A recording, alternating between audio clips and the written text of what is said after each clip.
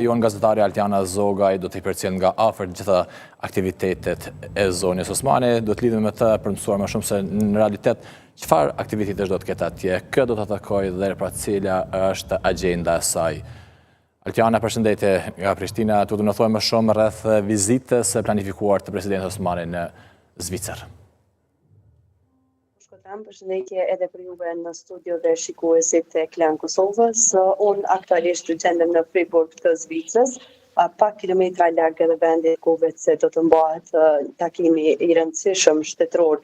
mes presidentës Vjosa Osmani, gjithashtu dhe presidentës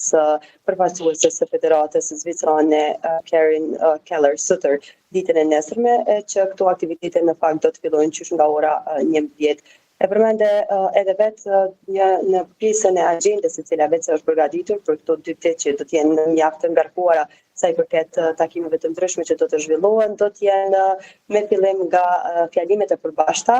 që përfshin një pjesë më shumë historike, themi ashtu, të 2 shteteve dhe miqësisë e cila është treguar vetë se ndër vite, duke qenë se Zvicra po ashtu ka qenë edhe një ndër shtetet që ka njohur, ndër të para që ka njohur dhe pavarësinë e Kosovës, që do të vazhdoj edhe me vizita e pritje të tjera me edhe gardën ushtarake, e cila vetë se do të bëj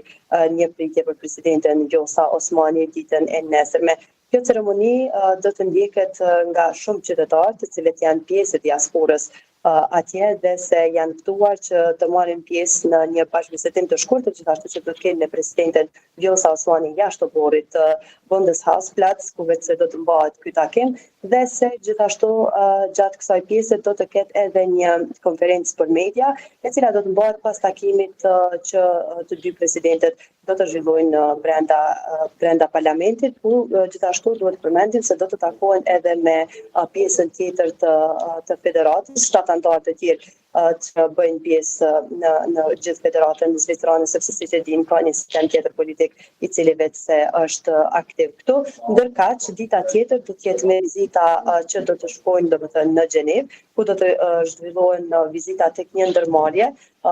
një punishte në fakt në pjesën lindore të Gjenevës, dhe gjithashtu edhe në Universitetin St. Gallen, ku njihet për kulturën edhe gjithashtu mësimdhënien në fakt që ka nxitur ndër vite.